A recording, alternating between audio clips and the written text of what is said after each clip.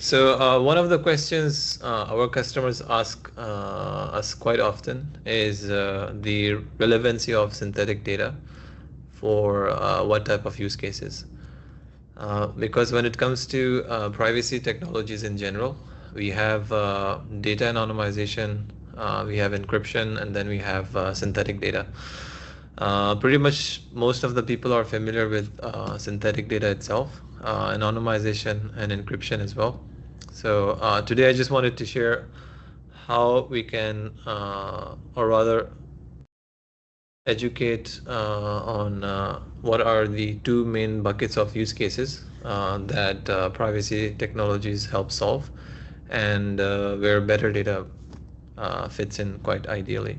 Let's just assume this is our scope of real data. So let me just... Now, when we talk about real data itself, we have, again, broadly speaking, you can just segment them into these two categories. So one is called direct identifiers. The other one is, of course, indirect identifiers. So as you can see, the main, as the name mentions, direct identifiers typically mean anything that is unique to a customer. So this is your, for example, email IDs, phone numbers, let's say employee IDs, etc. And this list is not a very exhaustive list, because there is just so many things we can use to uniquely identify someone. As per the privacy laws, I think broadly speaking, we may have about 20 to 30 different classes here. 20-30 is still a big number, but just talking about the exhaustive list of all the possible combination of IDs, direct identifiers can be encompassed within this bucket. So 20 to 30 maximum classes, assuming all privacy laws in the world, not just the ones for Asia, let's say. And indirect identifiers is pretty much everything else. So anything that is not a unique ID, by definition, becomes a non-unique ID. So generally, we can term it as, let's say, term it as customer or user behavior. And this is where it gets really interesting, because unlike the direct IDs, which may be 20 to 30, this can go anywhere from hundreds to even thousands. So what that means when it comes to customer behavior, we are looking at data points, we are looking at features, which can range anywhere from hundreds to thousands.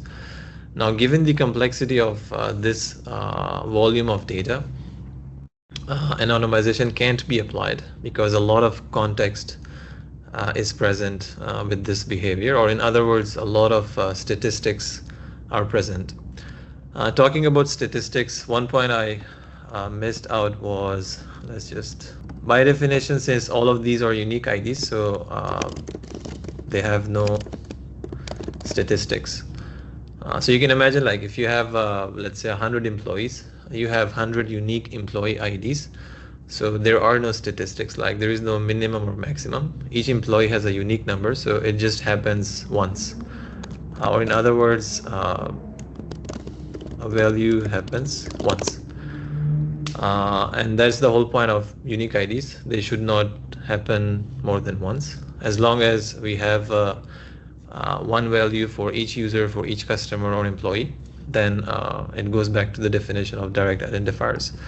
Now, moving back to indirect identifiers, so they have statistics. So in other words, we can have minimum, maximum, let's say average values. So indirect identifiers, a single value can happen more than once. So for example, someone's age, within a data set, you can have many people who may be aged, let's say 25, 30, 35, so on and so forth. You can have many people who share the same height. You can have many people who share the same zip code, and you get the idea. So indirect features are by definition non-unique, and because of that, they can be assigned, or they can have values attributed to multiple users, not just one user. So because of that, you essentially have a statistic, which simply means a value is occurring with a frequency. So if you have one value and it occurs with a frequency, so if 10 people have the same age, the frequency is 10 for that specific age, so on and so forth. Now, coming back to the point of privacy technologies, when we talk about privacy, again, there are many things, but we can have, as I mentioned, anonymization. So this is something pretty much everyone is using today. We have encryption. If I be a bit more, let's say, standard, then encryption in use actually. And then we have synthetic data. So when we talk about, let's say, 1 and 2, they typically apply to this type of data. So if it's anonymization, if it's encryption, we are mainly, I wouldn't say like all of the use cases, but the gist or the summary of, let's say, all the use cases out there. When we talk about anonymization, when we talk about encryption, so we are essentially dealing with direct identifiers. When we talk about synthetic data, it directly applies to indirect identifiers, because synthetic data is generated using AI. AI can be trained on statistics, not on unique IDs, because there are no statistics. So the main difference when it comes to use cases for privacy technologies is essentially in terms of the scale of data, one, and secondly, what type of data you are dealing with. Now, this gets a bit technical, but as you can see, for direct IDs, we are looking at maybe 20 to 30 different categories, which you can use to maybe build or solve a use case. But in this case, we are looking at infinitely many. So it can be a few hundred to a few thousand. Based on our customer conversations, 500 to 1,000 seems to be something that mature enterprises, like data mature enterprises, are looking at. And that simply means for one customer, they have about 500 data points that they use to evaluate them, track them, and of course use that data to serve them better services and products. So all in all, where better data really fits in is this use case. So when we are handling large volumes of data, when we are handling a lot of user behavioral data and using it for anything, is essentially where synthetic data comes in.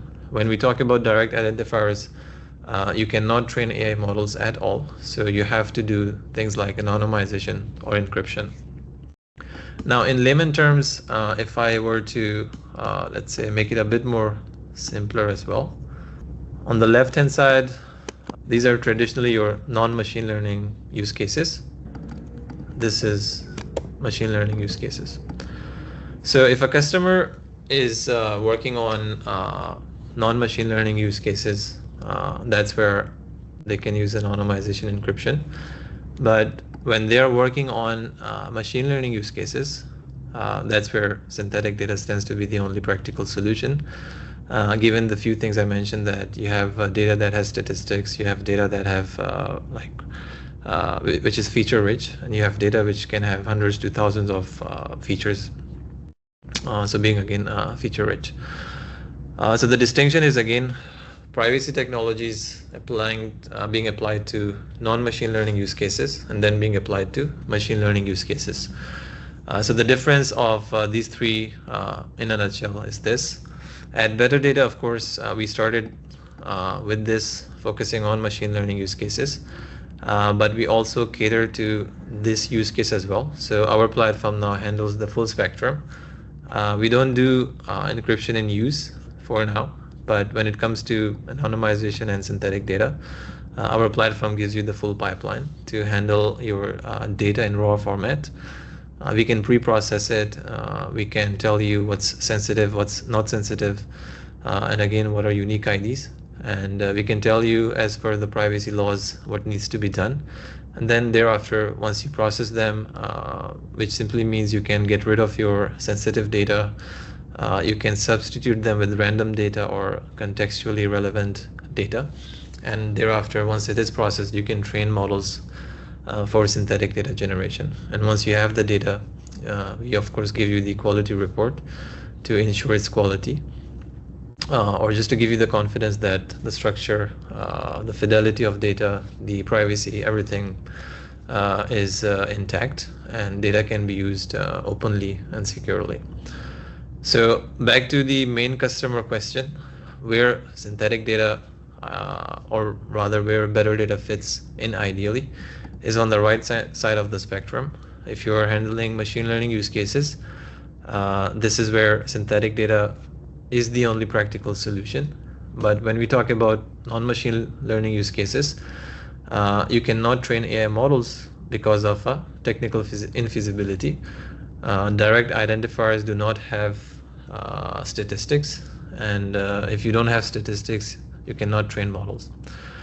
And again, at Better Data, we offer you the platform to address this full pipeline. Encryption in use is on our roadmap, but currently we do not offer this. But all in all, when it comes to differentiating between different use cases, these are some of the main points that you can use to distinguish. Thank you.